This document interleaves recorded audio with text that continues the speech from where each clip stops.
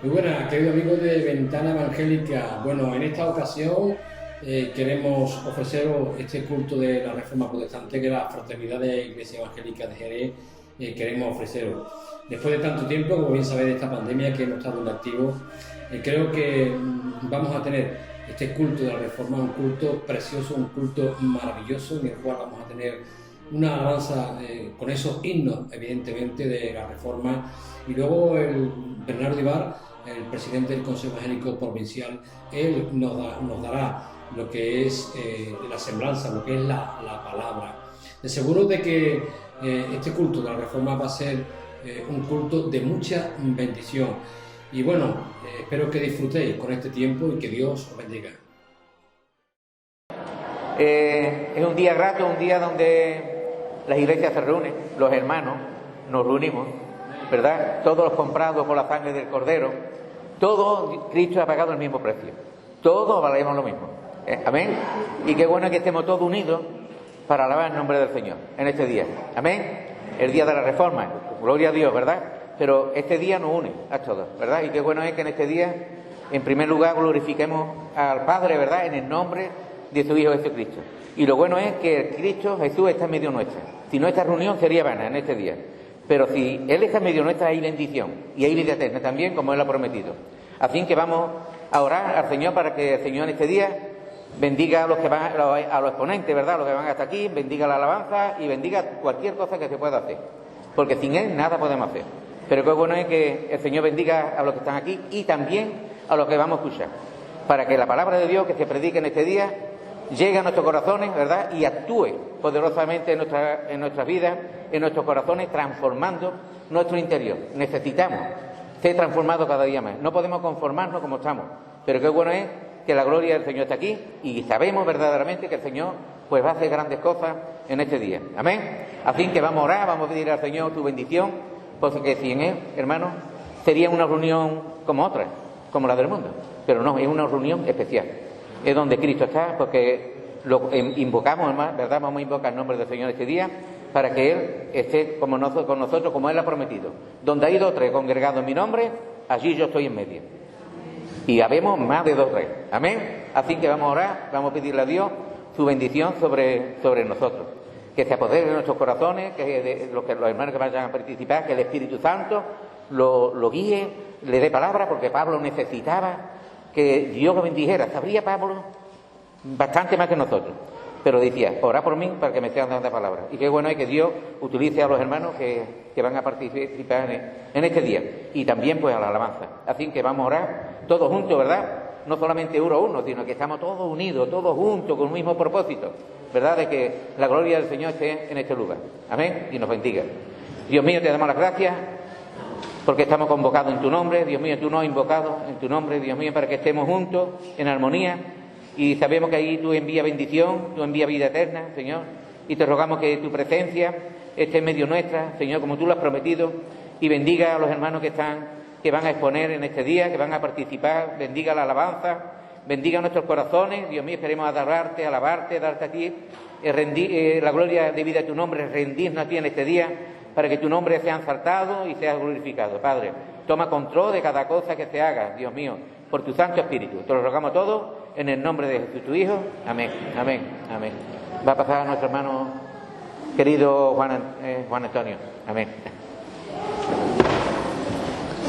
Gracias, hermano. Muy buenas tardes a todos. Reiteramos la bienvenida en nombre de la Fraternidad de Iglesia Evangélica de Jerez de la Frontera. Una vez más tenemos el privilegio, el honor de reunirnos en el nombre del Señor para celebrar un día importante, para celebrar el día de la Reforma Protestante, ese día en que cambió la historia de la Iglesia realmente. Y hoy pues nos reunimos para eso, para ese motivo, pero también nos reunimos para alabar y glorificar al Señor, que yo creo que es lo más importante. Así que rogaría que os pusierais de pie, por favor, en reverencia a la palabra, y os invito a que me acompañéis en una lectura en el Salmo 24.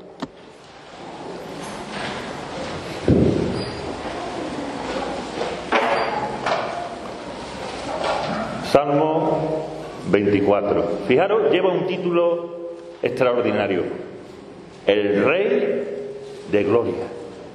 ¿Amén o no, hermano? Dice así la palabra de Dios: de Jehová es la tierra y su plenitud, el mundo y los que en él habitan, porque él la fundó sobre los mares y la afirmó sobre los ríos. ¿Quién subirá al monte de Jehová? ¿Y quién estará en su lugar santo? El limpio de manos y puro de corazón, el que no ha elevado su alma a cosas vanas, ni jurado con engaño. Él recibirá bendición de Jehová y justicia del Dios de salvación.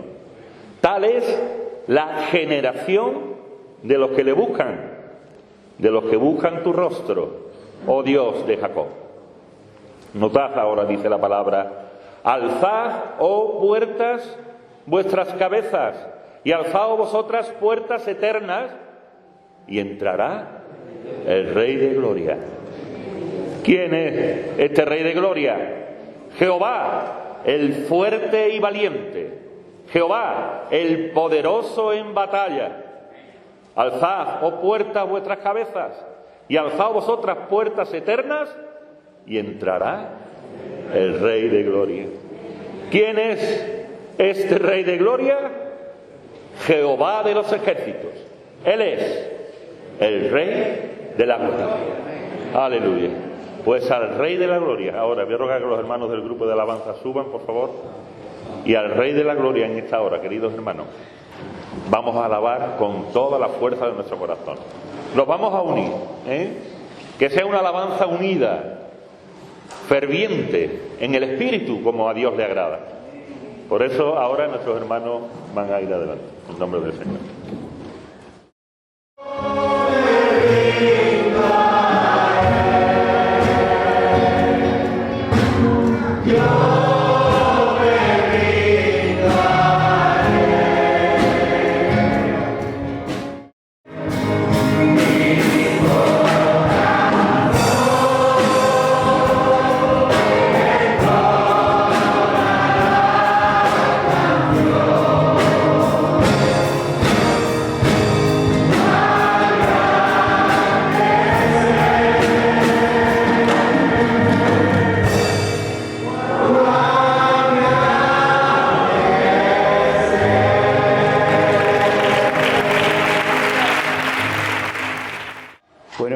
Bendiga mucho en su precioso nombre, y de verdad estoy abrumado de verdad en esta tarde por la alabanza.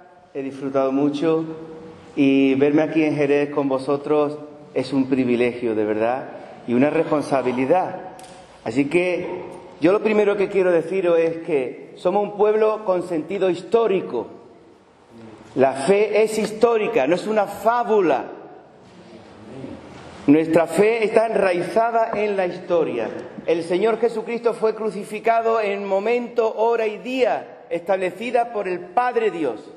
El hombre fue creado en el Edén en su momento, en su hora, cuando lo estableció Dios en su absoluta soberanía. Y que nuestro Padre Dios, cuando lo tratamos como hijos, entrañablemente, tiene otras funciones como Dios.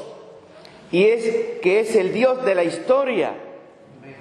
El Señor ha acompañado siempre al hombre desde Adán y Eva hasta nuestros días. Por así decirlo popularmente, el Señor lee los periódicos todos los días. ¿Entendéis lo que quiero decir? Dios está en la política, en la economía. Dios está en todo movimiento cultural del hombre y, por supuesto, en el trajín y la vida de su iglesia. En el libro de Daniel, por deciros una perspectiva bíblica, Dios nos habla.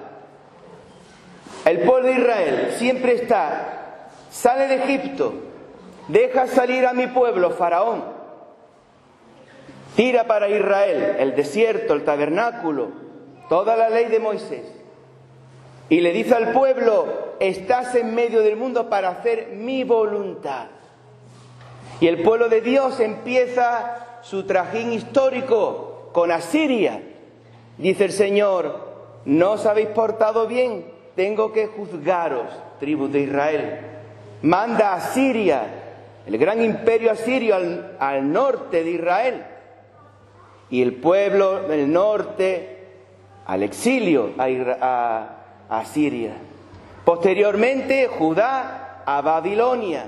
¿Sabéis cómo trató Dios a Nabucodonosor? Lo puso a comer hierba como un animal, porque se ensoberbeció. Creyó que era el rey del mundo y le dijo Dios, no, yo soy el rey de la historia. Te he levantado, Nabucodonosor, para que hagas una obra con mi pueblo Israel. Alabado sea Dios. Y después de Babilonia, hermanos, vienen los persas, el imperio persa, medo-persa, que conquista Babilonia y permite la vuelta del pueblo de Israel a su tierra. Aleluya. Quiero que me construyan mi templo. Aleluya, hermano. Los persas tienen su tiempo y Dios está midiendo a los persas y a su pueblo, porque es un Dios de la historia. Y los persas tienen su tiempo y llama a Alejandro Magno, a los griegos. Aleluya. Venid para acá, conquistar todos estos territorios, y pone a prueba a su pueblo. Se envanecen los griegos, los divide. A los generales de Alejandro toman el imperio en 4 partes. Estoy citando el libro de Daniel. Como los que más estéis estudiando este tema, sabréis cómo hasta concienzudamente Dios va revelando por su profeta los pasos históricos de esos grandes imperios. Y cuando los griegos llega su momento, llama a los romanos. Y vienen los romanos y conquistan todo el imperio. Porque los romanos tenían que crucificar a su Hijo Jesucristo. Tenía que ser una cruz romana. Y ahí están los profetas, Isaías, Jeremías, Ezequiel, Daniel y los 12, narrando cada detalle histórico de la vida de nuestro Señor Jesucristo. Aleluya, hermano. Por tanto, celebramos la Reforma. La Reforma no deja de ser otro momento histórico de Dios en la historia. Valga la redundancia. Hermanos, he dividido mi pequeña charla. No me quería alargar porque, como sabéis, el tema de la Reforma es muy amplio, muy amplio. No quería ser pesado ni mucho menos. Entonces, he dividido en 3 partes mi charla, o mi homilía, o mi enseñanza, o mi reflexión. Primero, el contexto histórico para enterarnos siempre dónde ocurren las cosas. Os recomiendo siempre un mapa, un buen diccionario, para que sepamos dónde estamos. Después del contexto histórico vamos a hablar de la Iglesia, cómo era la Iglesia en la edad en que se levanta Lutero, qué pasó allí.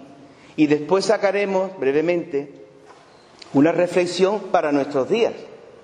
¿Qué aprendemos de la Reforma protestante? Aleluya. Entonces, hermanos, lo primero que os quiero decir es que en la Edad Media termina con la caída de Constantinopla. En el año 1453, los estudiosos nos dicen que ahí, con la caída de Constantinopla, termina la Edad Media. Termina la Edad Media. Cae Constantinopla precisamente por una división entre hermanos. La Iglesia latina, papal, no quiere apoyar a sus hermanos griegos, ortodoxos. Los dejan tirados y viene el Islam y le conquista todo el imperio bizantino. ¿Qué os parece? Y se alegran de la caída de Constantinopla.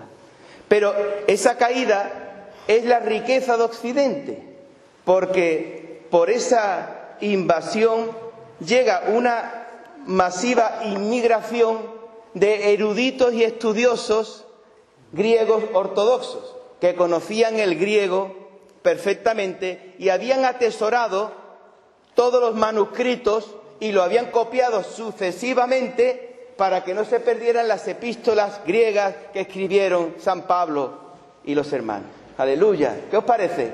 Aleluya. Entonces, estamos haciendo una reflexión muy rápida, como comprenderéis. Pero yo quiero ser en esta tarde, quiero todo lo que yo hable que sea edificante. Podemos sacar una lectura negativa de la historia, de las guerras, de los políticos, por supuesto, y de la propia Iglesia, pero algo diremos. Pero ciertamente lo que nos interesa a la Iglesia de hoy aquí en Jerez es sacar una lectura positiva, buena, de lo que ha ocurrido, ¿no os parece, hermanos? Así que vienen los estudiosos, ¿y en qué contexto vienen los? Por supuesto traen los clásicos griegos, la filosofía, la poesía, y el teatro y otras más. Pero se encuentran con el Renacimiento en Europa.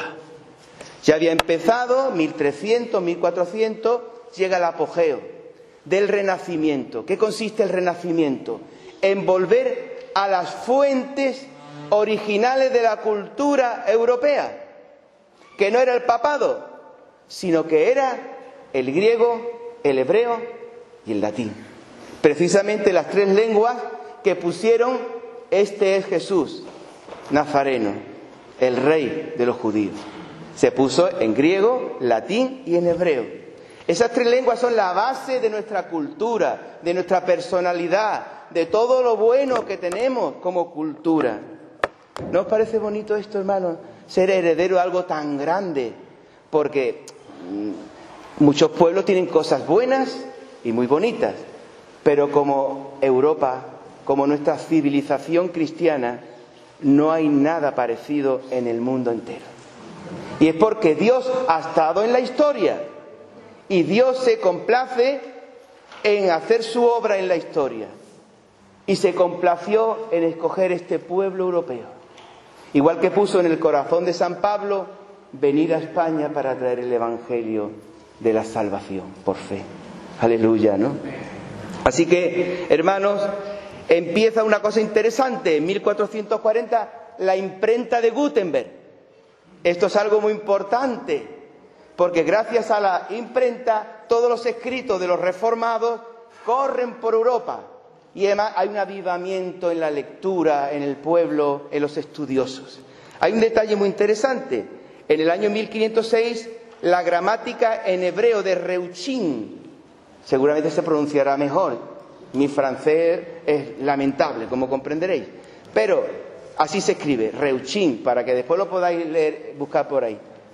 Pues entonces una gramática en hebreo. Entonces los estudiosos, nuestro Casiodoro de Reina, nuestro Cipriano de Valera, nuestro Antonio del Corro, Juan Pérez, se comen. Además, aquí en España había tantos judíos que se habían tenido que hacer cristianos para sobrevivir, y había un conocimiento del hebreo extraordinario. De hecho, los profesores de ellos eran todos judíos conversos. Así que fíjate el ambiente que tenemos. Y surge de este renacimiento el humanismo cristiano, liderado por Erasmo de Róterdam, un personaje extraordinario, humanista cristiano. Este hombre, desde su posición de intelectual, que cae bien, porque cayó bien y le gustaba a todo el mundo, de hecho, los que le seguían le llamaban erasmistas, que seguían a Erasmo. Pues Erasmo va a las fuentes, es un estudioso del latín, de toda la literatura latina, griega y hebrea, sobre todo latina y griega. Y Erasmo de Róterdam tenía, como los humanistas, ese lema: ir a las fuentes. Aquí tenemos una enseñanza grande, ir a las fuentes. Quiero hacer un paréntesis. Vienes a Cristo, el Señor, y te conviertes. Y a los 3 días dice: quiero ir a estudiar a un sitio. Momento, párate. Esto es una opinión personal, me atrevo a decirla hoy aquí. Ve a las fuentes primero. Empápate de Lucas, de Marcos, de Mateo, de San Pablo, de San Juan, de Isaías, de Jeremías, de Ezequiel, de Daniel, de Moisés, de la ley. Empápate de la Biblia, y cuando tú conozcas la voz del Padre, la voz del buen pastor, y sabe distinguir Isaías de Jeremías y Ezequiel de Daniel y Pablo de San Pedro. Y sabes, entonces, cuando tú ya sabes lo que dicen las fuentes, ponte a estudiar muchas cosas maravillosas. Te pones a estudiar el griego, el hebreo, el latín, teología, todo lo que tú quieras. Pero primero a la fuente. Os lo digo a los jóvenes, a la fuente. Te tienes que conocer la Biblia de tapa a tapa para que no te engañe el diablo. Porque sin saber nada te vas a estudiar a un sitio y te van a poner sello de la ganadería. Estoy en Jerez, puedo usar ese término. Aleluya. Así que, hermano, y Erasmo dice, hay que ir a la fuente. Y había una cosa muy interesante, ahora hablaremos, la escolástica. La escolástica es todo el desarrollo de la teología católica, que era la única que había en Europa, en el sentido de estudio. La escolástica eran los de la escuela, liderada por el famoso erudito, que a mí me gusta mucho, os lo recomiendo, es muy antiguo, lo voy a mirar porque se me ha olvidado el nombre, será posible todo el día. ¿Cómo se llama? Tomás de Aquino, que mira que lo leo, que me gusta, porque es una máquina, es un ordenador ese hombre. Lo que pasa es que estaba al servicio del papado, le dice, Tomás, pon estructura al purgatorio, y Tomás, con la cabeza que tenía, sacaba una teología que se la creía todo el mundo. Para las cosas de Dios es fantástico, de los ángeles, de Cristo, del Espíritu Santo, para las cosas que son auténticas. Pues Tomás de Aquino, digamos, había creado la escuela teológica, y ahí pues todo el mundo, claro, ahí como todas las cosas en la vida se va desarrollando y se va pervirtiendo, como todo en la vida. Y tomaron pues toda la sociedad. Pero ahora entraremos en ese estado de la Iglesia. Quiero seguir que Erasmo en 1516 saca el Nuevo Testamento, griego, latín, y vuelve loco a todos los estudiosos de Europa. La gente se vuelve unos enamorados del griego, otra enseñanza. Podemos sacar una lectura, podemos, con tantos estudios que hoy día hay, el nivel de estudio, bueno, el nivel, hoy estamos por los suelos, pero vamos, ya que hoy se estudia tanto, podíamos estudiar griego, ¿no? Podíamos, eso te da, y los hombres de Dios y las mujeres de Dios, por lo menos un conocimiento, que no te suene a chino, porque las fuentes están en griego. Que no te suene a chino, ¿vale? Y un poquito de hebreo no nos viene mal, Así que alabado sea Dios. Y como yo digo a mi iglesia, a ver si cuando me jubile, me voy un año sabático allí a aprender hebreo a Jerusalén. Aleluya. Y a ver si otros hombres de Dios también se animan y nos vamos para allá a aprender un poquito de hebreo. Así que, hermanos, tenemos... ¿Y cuál es el contexto político? Pues España es el protagonista, la protagonista de la historia del ámbito de Lutero. Carlos V, con su imperio, que se lo hereda Felipe. ¿Felipe cuál? ¿Os acordáis? Felipe II. Felipe VI, el que hoy está reinando. Felipe II. Muy bien, pues los españoles, pues ahí estamos por todos lados. Bueno, coincide la conquista o el descubrimiento de América, entonces nos toca a nuestros reyes lidiar con Lutero y con los príncipes luteranos. Así que es interesante el tema político, porque Lutero les da la pauta a los alemanes para quitarse al Papa de encima, porque el Papa estaba construyendo el Vaticano, la Basílica de San Pedro. Es extraordinario, a base de las indulgencias, ahora hablaremos de ello. ¿Y qué pasa? Pues los alemanes, que son muy inteligentes, dicen, para que se lleve el dinero el Papa me lo quedo yo. Y ahí empezó el nacionalismo, en Inglaterra y en Alemania. Todavía están liderando el mundo porque son listos. Para que se lleve otro el dinero me lo quedo yo, ¿no? Digo yo. Aleluya. ¿Y qué pasa, hermanos? Por cierto, Erasmo fue preceptor de Carlos V, fue el profesor particular. Carlos V tenía un conocimiento de primera mano de lo que era el humanismo, las fuentes, y Erasmo era un hombre, le daba cada castañazo al mundo religioso tremendo. Y de los frailes habían caído en un descrédito total, eran unos vividores totales.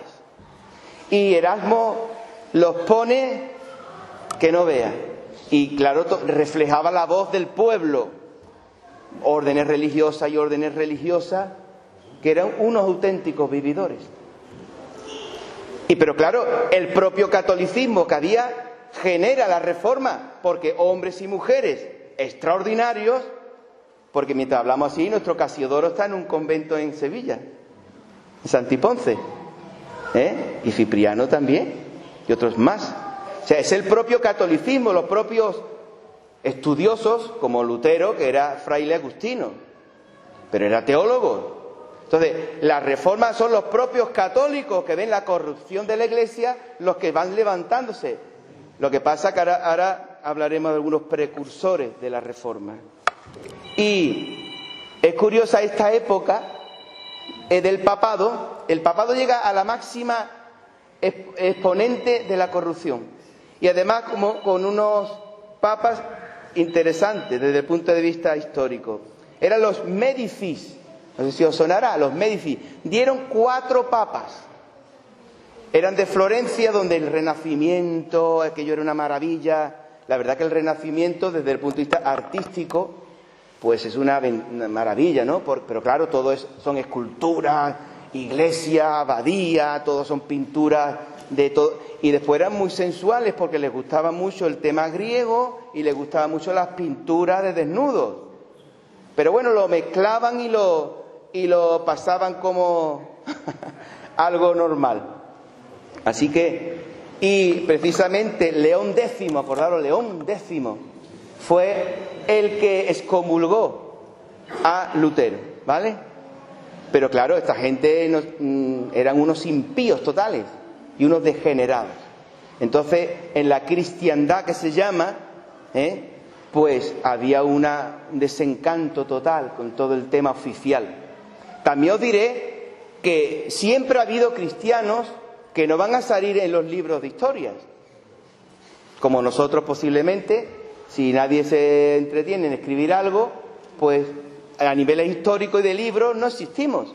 Pero siempre ha habido muchos cristianos, a lo largo de la historia, los valdenses, por ejemplo, los valdenses que salen en 1300, que duraron en las montañas de Suiza hasta el tiempo de la Reforma. Siempre ha habido cristianos como nosotros, que buscamos la libertad de la Iglesia y no esa unión con la política.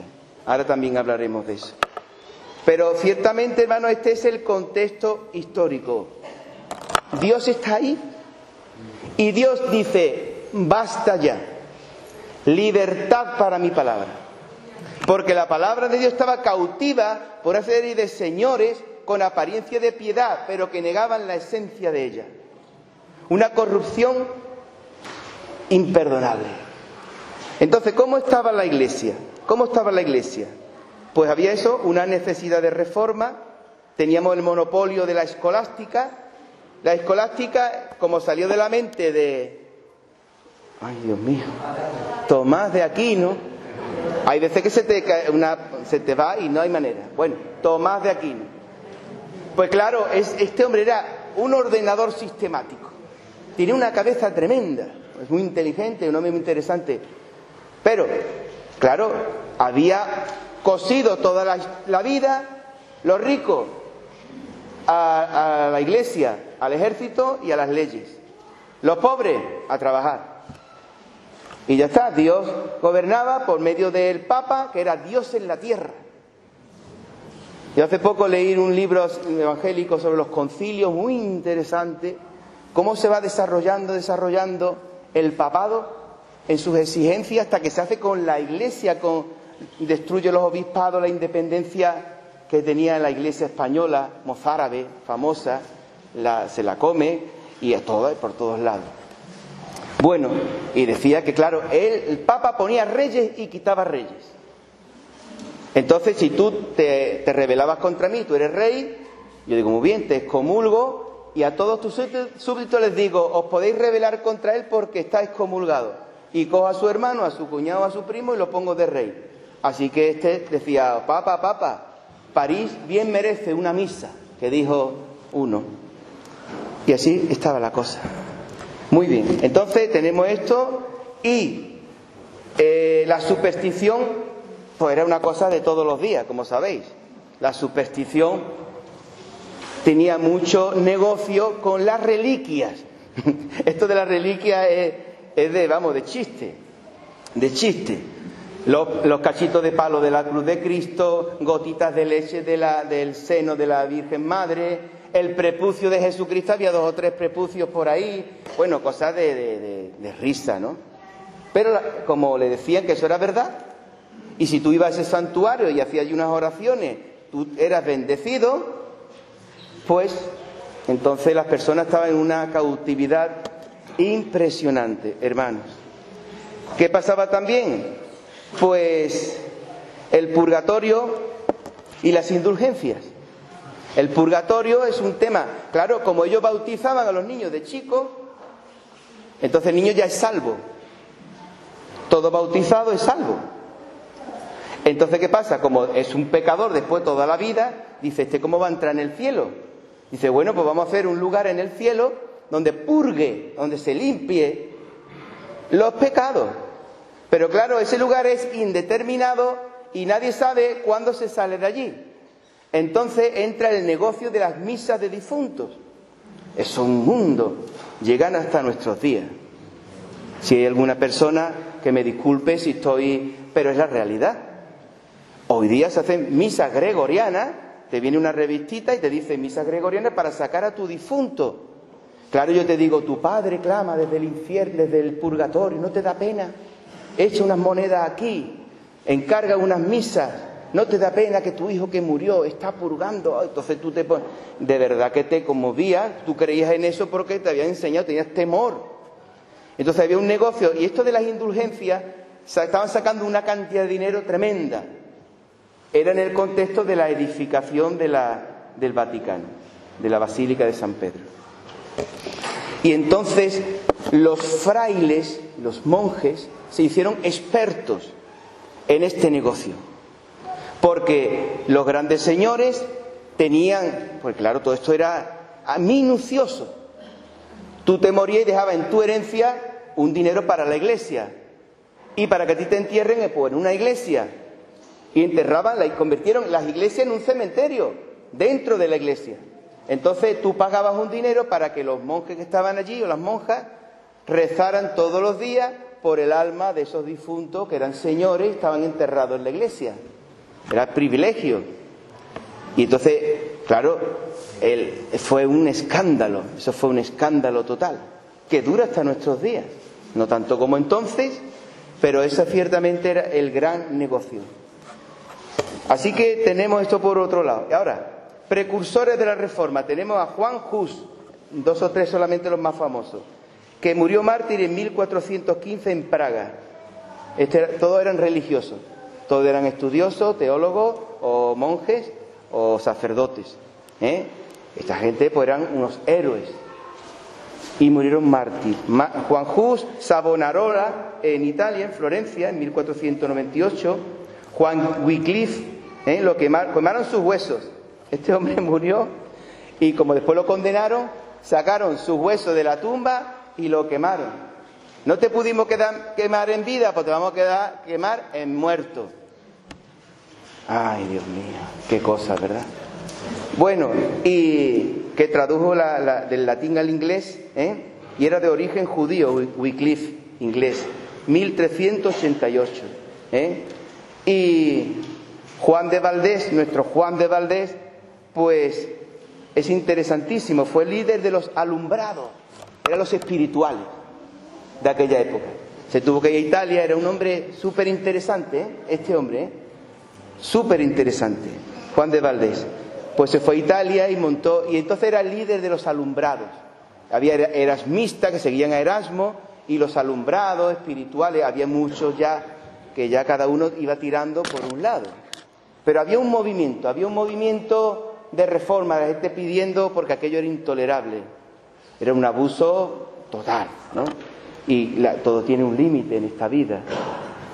Así que, por cierto, los cuáqueros publicaron las obras de Juan de Valdés. Los cuáqueros apreciaron mucho las obras de Juan de Valdés. Y, por último, las universidades. Las universidades fueron importantes para el cambio, porque, claro, las universidades nacen de la burguesía. La sociedad eran los reyes y los nobles. Pero al llegar el comercio, tiempo de Marco Polo, Venecia, Florencia, ya América, ¿qué pasa? Pues gente que se mete en el negocio y gana dinero, pero no son nobles, no tienen nobleza, título de nobleza. Y crean los burgos son las ciudades, y las ciudades se convierten en sitios de más libertad, porque en el campo, en los pueblos, están los condes, los duques, los archiduques, los marqueses, una cantidad ahí de... que no veas. Todo eran unos pelotas totales de los reyes, por supuesto, y siempre peleados entre ellos.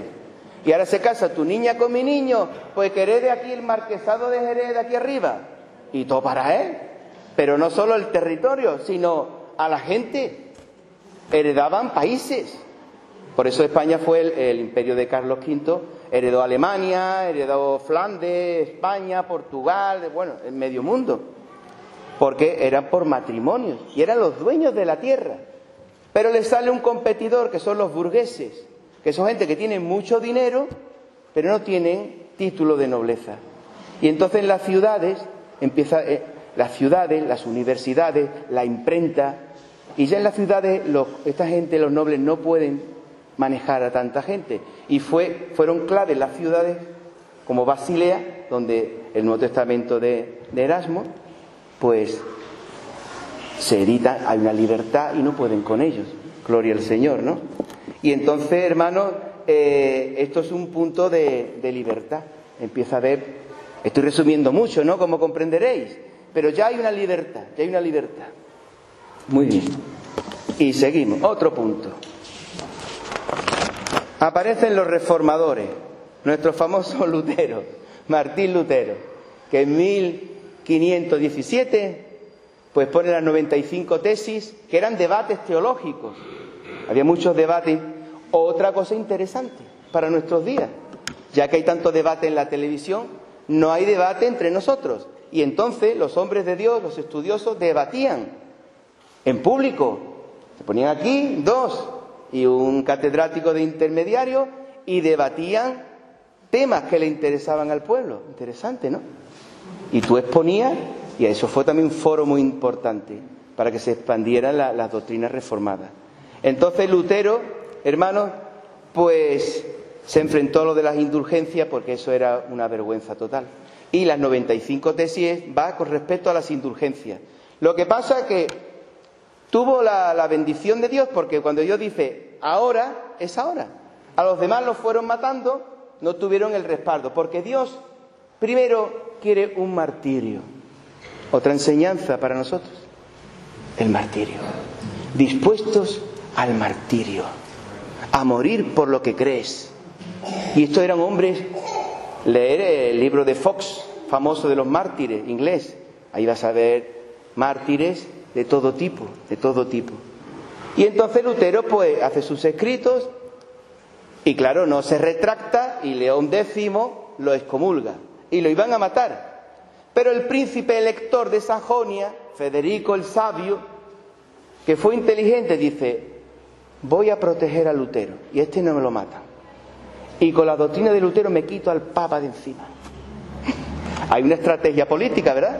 Y una estrategia económica. Pero Dios tiene su lectura espiritual. Escucharéis todo tipo de lecturas sobre la Reforma, que si Lutero era así, era asado, pero es que por encima de todo era Dios actuando en la historia. Que Dios dijo: ahora es el momento. Me traigo a mis griegos para acá. Sí, los musulmanes están por allí, el Papa está por aquí, pero yo voy a usar su su avaricia para liberar a mi pueblo. La avaricia del faraón no fue la libertad de Israel. Aleluya. Entonces Dios trabaja en la historia y dijo: Federico, Lutero, cógelo. Lo cogieron un día de noche, lo metieron en un caballo, bueno, mejor lo montaron en un caballo y lo llevaron a un castillo. Lutero ahí escondido, 1 año y pico. ¿Y Lutero qué hizo? ¿Se lamentó, empezó a llorar? No.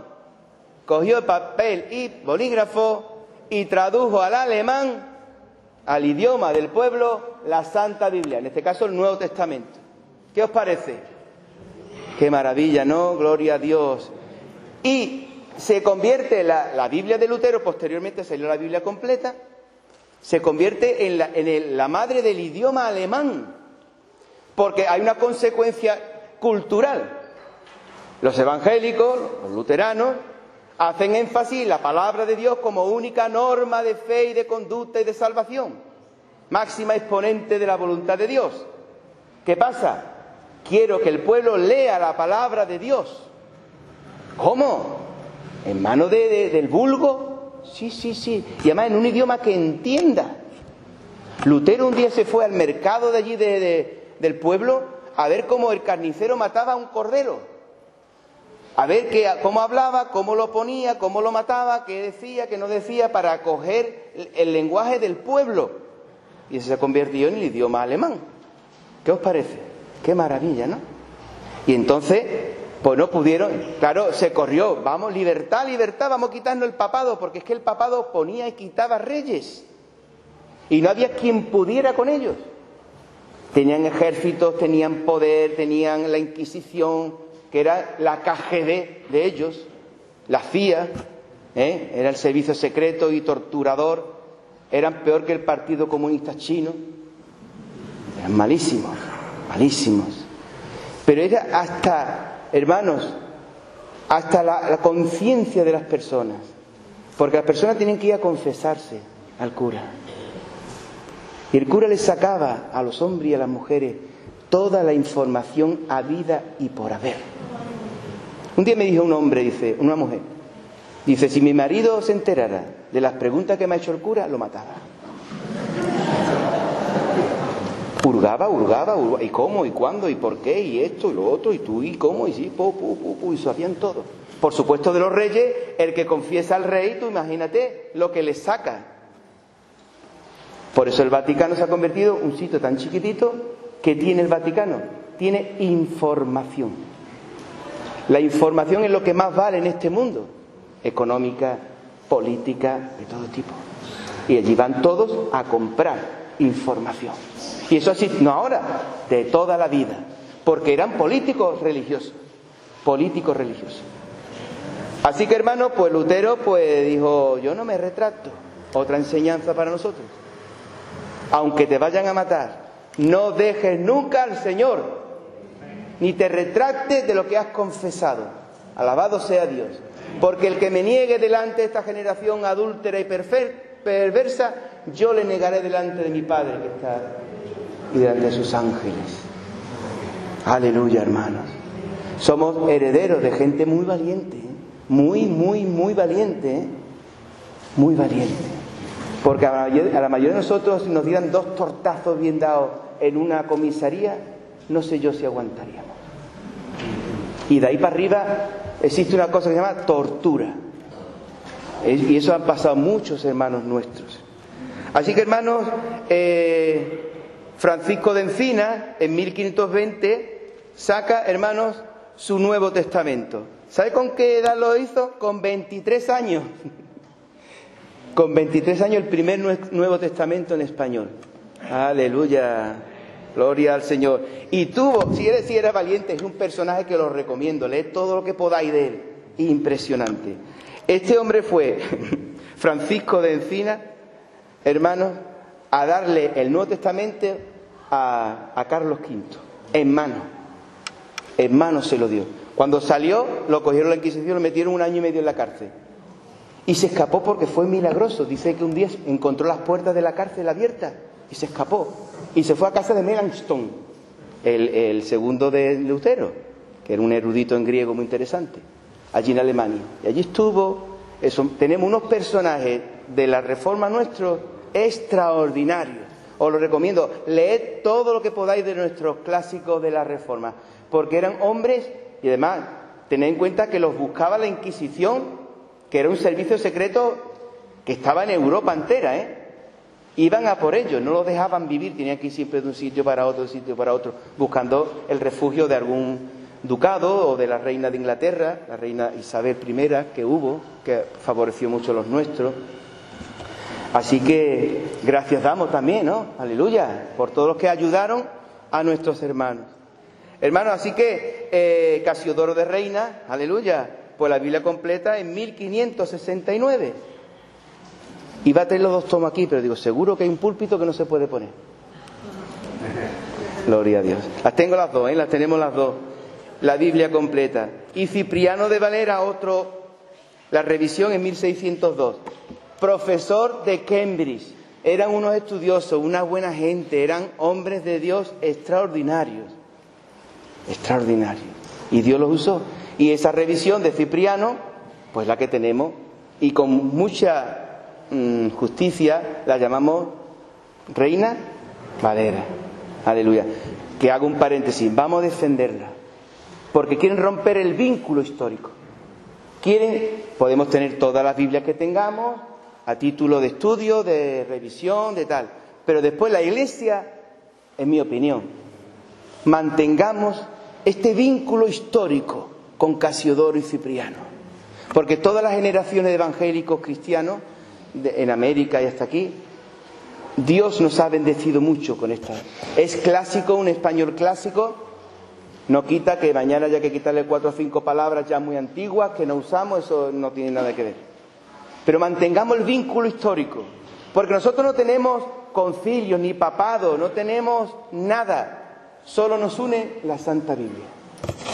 Y el día que rompan esa unidad, gracias hermano, esa unidad que tenemos por lo menos en la Santa Biblia, entonces ¿cuándo nos dividirá?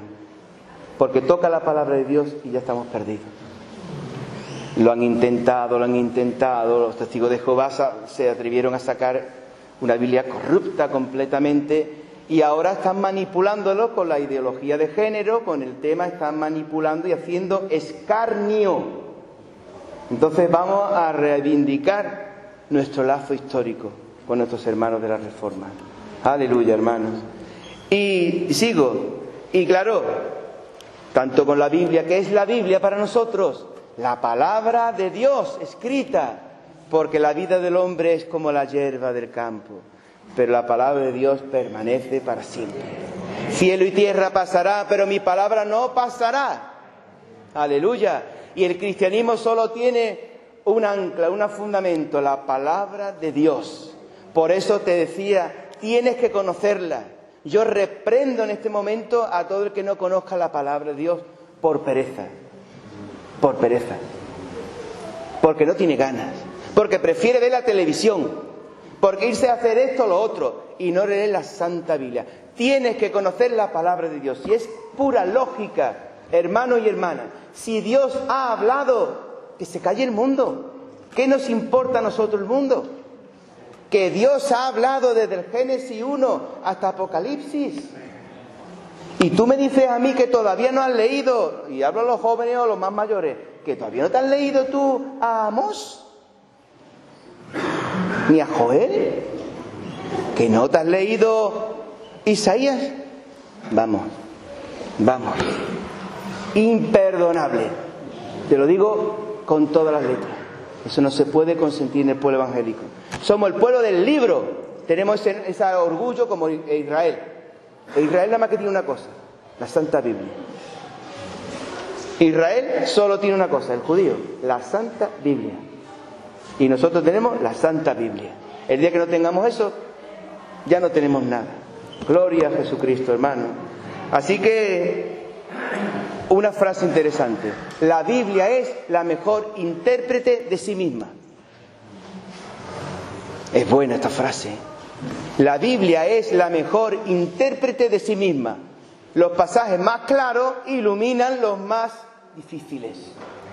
Como San Pedro nos dice, los escritos de San Pablo tienen algunas cosas difíciles, porque era un teólogo, San Pablo, muy fino en la escuela de los fariseos, y su mente iba, vamos, a 100 por hora. Y claro, era difícil. San Pedro, que era pescador, decía, madre mía, no vea la carta de los romanos.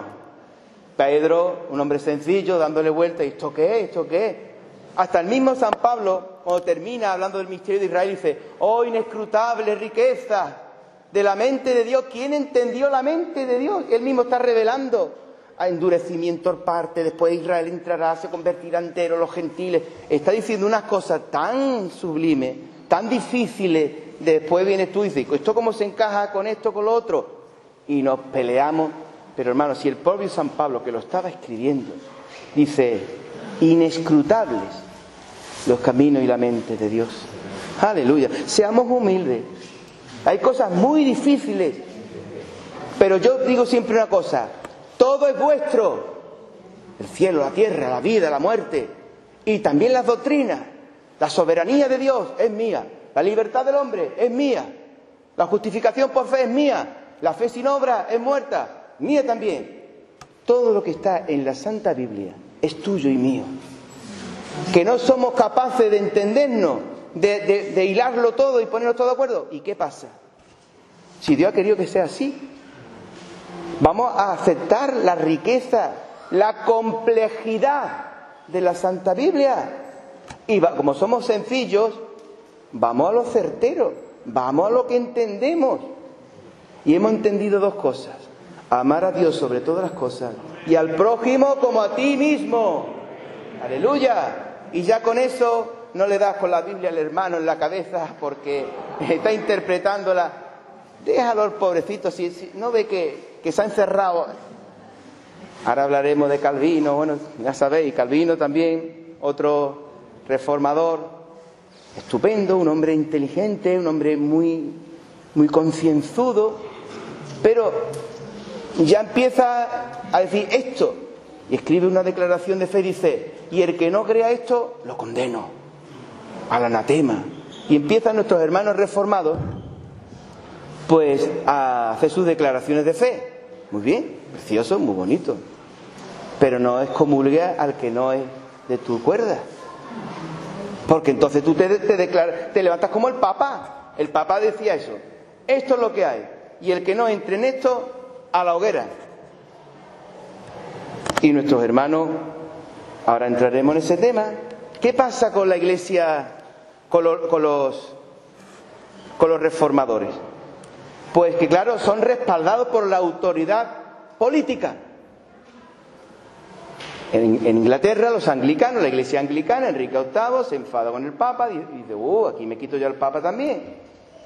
Y se van quitando al Papa y se van creando iglesias nacionales. La luterana, la calvinista, la anglicana, la católica, la ortodoxa. Y todo el que no esté conmigo.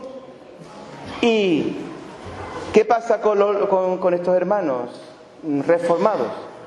Pues tienen un problema, que rechazan al que no es de su interpretación. Una enseñanza para esta iglesia de Jerez.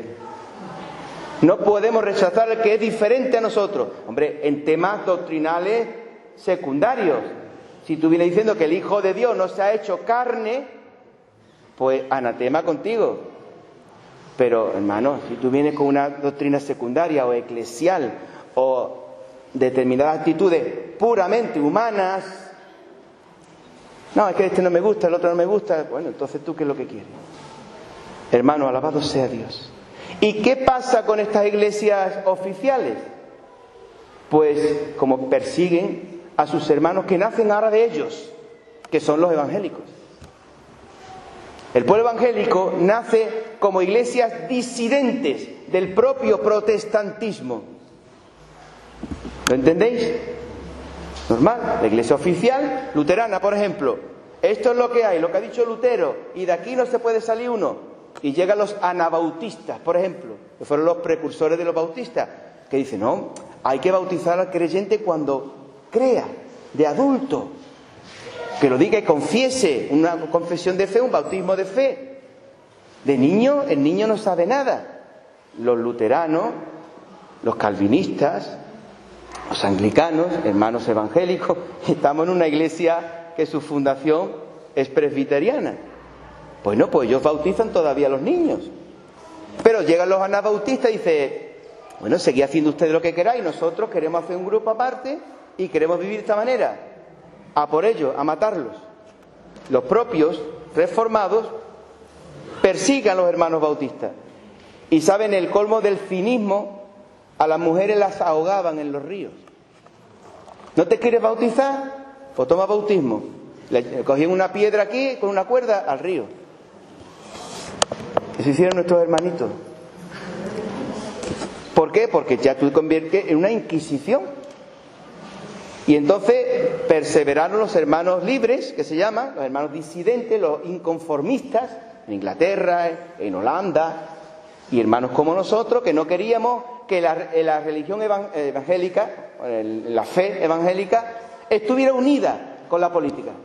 El político que siga su camino, nosotros la fe y la iglesia no tiene nada que ver con la política. Nosotros queremos vivir nuestra fe a nuestra manera. Y nuestra liturgia, nuestro culto, queremos que sea de una manera, que sea de otra. Bueno, hay una polémica horrible con la cena del Señor. Ahí los Lutero, Calvino, el otro.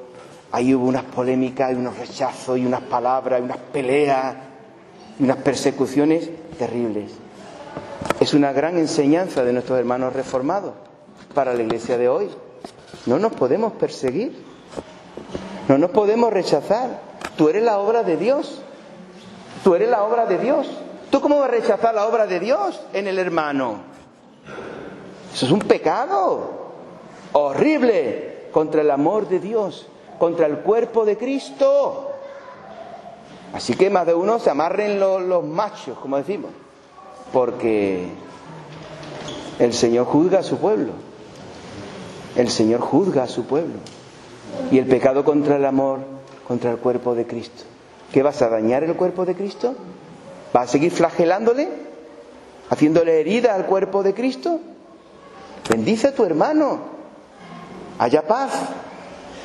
San Pablo con San Bernabé se enfadaron por una tontería. Bueno, pues tú por allí, yo por allí. Ya empezamos. Ya empezamos. O sea, esto viene de lejos. Aunque ahí dice San Pablo que hay un tipo de división que es positiva. Nos tenemos que separar de los que no andan conforme a la doctrina verdadera. Doctrina. Hablamos de doctrina, no subdoctrinas. ¿Entiendes? O sea, hermanos, los herejes nos tenemos que separar. De falsas doctrinas nos tenemos que separar. Vienen confesando que Jesucristo no es Dios, que Dios no existe. Ahora con la ideología de género, matrimonio entre hombres y hombres y mujeres y mujeres. ¿Cómo vamos a consentir nosotros eso? Así que, pues nos tenemos que separar, pero es una división positiva, en cosas gordas, grandes, esenciales. Alabado sea el Señor. Hermanos, y ahora ya lecciones para hoy. Ya es mi última hojita. Es la obra de Dios en la historia. Aleluya. Dios está trabajando en la historia. Trabajó con Lutero y empezó. Los comienzos siempre son humildes, pequeños. Un fraile ahí, un teólogo loco. ¿Por qué? Porque, como dice Santiago, un fuego grande empieza por una cerilla. Alabado sea Dios. En Pentecostés se echaron a la calle 120 hermanos. ¿Y cuántos somos ya? Aleluya, ¿no? Gloria al Señor. ¿Qué más, hermanos? Libertad a su palabra y al alcance del pueblo. El pueblo tiene que saber y leer. Jóvenes, ¿qué le dices tú, joven? Lee. Dice, gente, ¿qué has leído? Dice, ay, no sé, voy a leer otra vez. No hay comprensión lectora en jóvenes y en mayores. Estamos leyendo como papagayos. Hay que entender. ¿Qué le dijo el evangelista Tomás al eunuco de Etiopía? ¿Entiendes lo que lees? Aleluya. ¿Y cómo lo voy a hacer si no hay quien me explique? Maestros de la iglesia, a la palabra de Dios Palabra de Dios. ¿Por qué? Porque la fe viene por oír la palabra de Dios.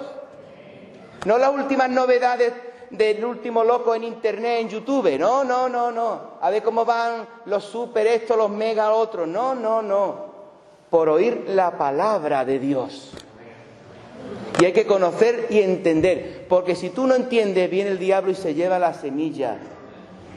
Porque no la has entendido. Y como dijo alguien, somos ovejas, somos rumiantes. La palabra no solo hay que leerla, hay que rumiarla, meditarla, estar en ello. Estar en nuestro tema. Si somos cristianos, vamos a ser cristianos de verdad. Y si no, ahí está el mundo. No queremos cristianos obligados. Si estás obligado, te damos libertad ahora mismo para que te vayas. No queremos gente que siga a Cristo como esclavo, sino como amantes, aleluya, como enamorados de Cristo, aleluya. Solo el amor, hermanos. Mira que es grande la fe, mira que la esperanza es maravillosa, pero sin el amor no hay nada que hacer, no hay nada que hacer. Hay que amar la palabra, amar a Cristo, amar a los hermanos, amar a la iglesia, y sin amor no hay nada que hacer. Y todo aquel que no ame al hermano, que sepa que está a 2 pasos de algo muy feo que no le lo voy a mencionar, pues estamos hoy en plan positivo. Aleluya, aleluya. Pero no te permitas el no amor. Bueno, obra cultural, enseñanza, mucha enseñanza, acceso del pueblo a las fuentes. Esto es interesante, porque tú vienes, has estudiado, tú eres don fulano, te pones aquí, pero resulta que la hermanita o el hermanito más humilde tiene tu misma Biblia. Tiene tu misma Biblia y te está siguiendo y te está juzgando. Y eso es bueno.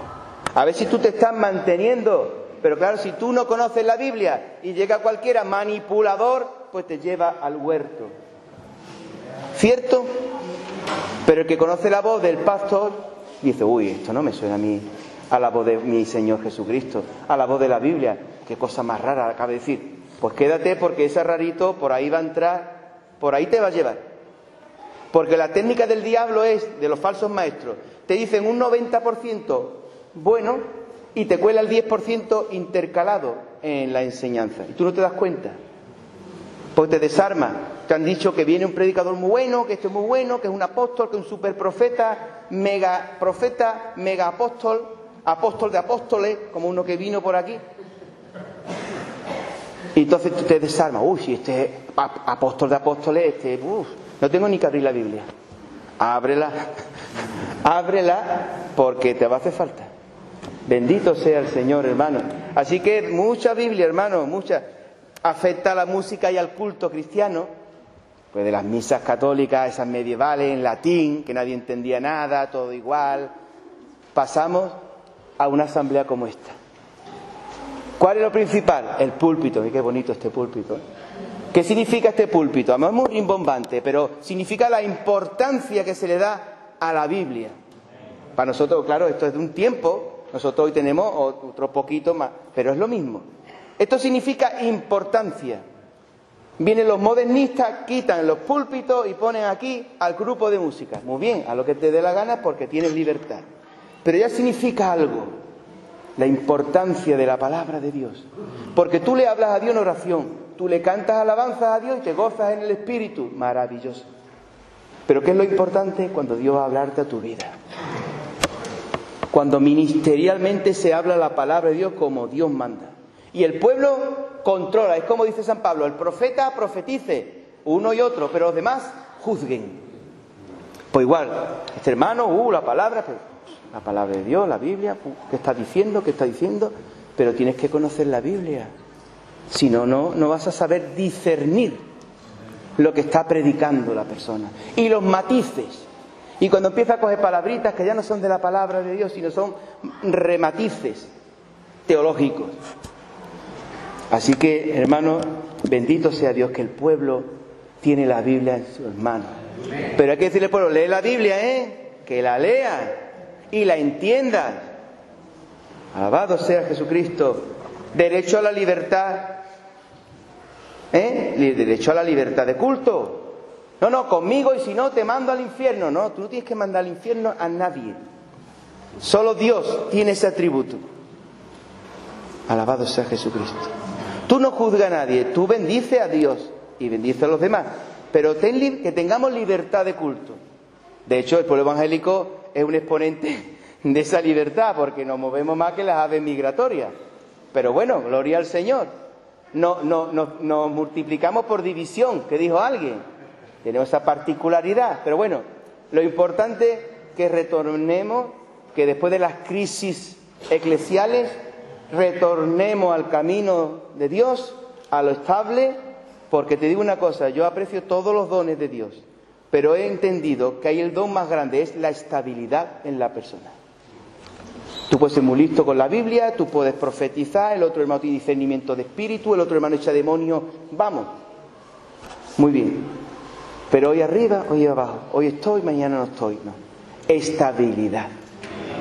Que esta es la casa del Padre, y que el que se vaya sabe que aquí va a estar y que aquí hay lo que hay. Alabado sea Dios. Estabilidad en nuestras vidas, hermanos. Pastorado estable. No ahora de una manera, ahora de otra. Eso no vale, porque da a entender inestabilidad. Y los hombres de Dios, todo el pueblo de Dios, desde luego, para no perder la cabeza, para eso tenemos a Cristo como cabeza. Aleluya. Porque estamos de la cabeza fatal, ¿eh? Estamos fatal. Por eso Cristo es nuestra cabeza y tenemos la mente de Cristo. Y de sentimientos, estamos fatal, de trauma, de complejo. Bueno, entonces para eso estamos en el cuerpo de Cristo. Somos el cuerpo de Cristo para recibir su vitalidad, su fuerza, su orden. Y que entiendas de una vez, hermano y hermana, cuál es tu lugar en el cuerpo. Tu lugar en el cuerpo lo determina tu carácter, tus dones, tu carisma. ¿Dónde te coloca Dios? ¿Te ha colocado en la alabanza? Evidentemente, pero si no tienes oído, ¿cómo te va a meter la alabanza? Si estás como teniente. Si estamos tenientes no podemos estar en el grupo de música. Si no eres una persona ágil de mente, si no, pues, hombre, los estudios pues no se te van a dar bien. Pero a lo mejor eres un predicador emotivo. A lo mejor no eres de tragarte teología ni libros de homilética, pero te pones aquí y prende fuego esto. Porque tienes corazón, espíritu. Ahora no te metas teólogo, porque entonces ahí te pierdes. Gloria al Señor, hermano. Así que las iglesias evangélicas, pues, salen de las oficiales. Tenemos que tener cuidado hoy día. Los políticos se acercan a nosotros, nosotros nos acercamos a los políticos y empieza el problema. Cuidadito con la seducción política, porque ellos buscan votos e influencia y nosotros buscamos a ver si viene el político tal, el otro cual y nos dice una sonrisita. No necesitamos el impulso del mundo. Somos civilizados, queremos estar en buena sintonía con las autoridades, sí. Hemos llegado a acuerdos con el Estado, por eso estamos en acuerdos con el Estado. El CEA, Consejo Evangélico, pues tiene unos acuerdos con el Estado. Muy bien. Pero cuidadito, porque el Estado viene y te da una subvención, te da un sueldecito para que trabajes de esto, y cuando te das cuenta te ha metido un chupete aquí en la boca y ya no hablas del Evangelio de Cristo. Habla de sociología, de humanismo, que es muy bonita, la sociología es muy bonita, la psicología también, pero no podemos renunciar a lo espiritual para meternos psicólogos, porque está de moda. No, hermanos, tenemos que retomar el poder de la palabra de Dios y la unción de la oración, de la administración. No tenemos nada que envidiar al mundo. Los hombres de Dios tienen consejería. Los pastores tienen que ser hombres, padres, no funcionarios de la iglesia. Padres, en la casa del Padre, con corazón patriarcal, con corazón de familia, porque somos una familia. Cuando perdemos la visión de familia, ya somos una institución. Y la institución tiene miembros. Y ya empezamos con la administración. Y ya cuando cada miembro significa ese 10 euros, aquel 200 euros, aquel me da 5 euros. ¡Ofu! Conocimos un caso impresionante. Lo digo aquí en confianza. Una iglesia, la hora de la ofrenda, me lo ponen los de los 5 euros, una fila ahí. Los de los 10 euros aquí. Los de los 15 euros ahí. Los de los 20 allí. Y según tu ofrenda, así es la bendición. ¿Cómo es posible que personas, porque por muy torpe que seamos, hombre, un poquito listos somos, digo yo, ¿no? ¿Cómo podemos entrar por estas cosas, hermano? Entonces, pero esas personas no conocen la palabra de Dios y caen en estas cosas. Tienes que conocer la palabra de Dios, en el nombre de Jesucristo. Y bueno, ya voy terminando, hermanos. Y la reforma es constante, nos tenemos que ir reformando. No creas que tú ya tienes la iglesia perfecta y tú no. Tú padecemos un desgaste, todos padecemos un desgaste físico, humano, y los grupos cristianos también. Así que ábrete a ir reformándote, porque la iglesia siempre es imparable. Reforma y reforma, porque no modernismo, mira que esto está de moda para que no nos vean que somos cristianos. No. No te camufles nunca que eres cristiano. ¿Se avergüenzan ellos de sus pecados? No. Entonces, ¿tú te avergüenzas del Señor Jesucristo? ¿Se avergüenzan ellos de sus fornicaciones, de sus adulterios, de sus mentiras, de sus robos? Si lo proclaman, o llaman a lo bueno malo y a lo malo bueno. Y tú te callas para no ofender a los mundanos, para no señalarte. Entonces, ¿qué clase de cristiano eres? Los reformadores y todos los que había, muchos mártires. La iglesia está destinada al martirio. Alabado sea Dios. Y por último, hermano, por supuesto, tengo aquí una frase que me gusta mucho. Unidad en lo esencial, libertad en lo secundario y amor en todo. Interesante, ¿no? Esto es un dicho puritano, de los puritanos que eran protestantes.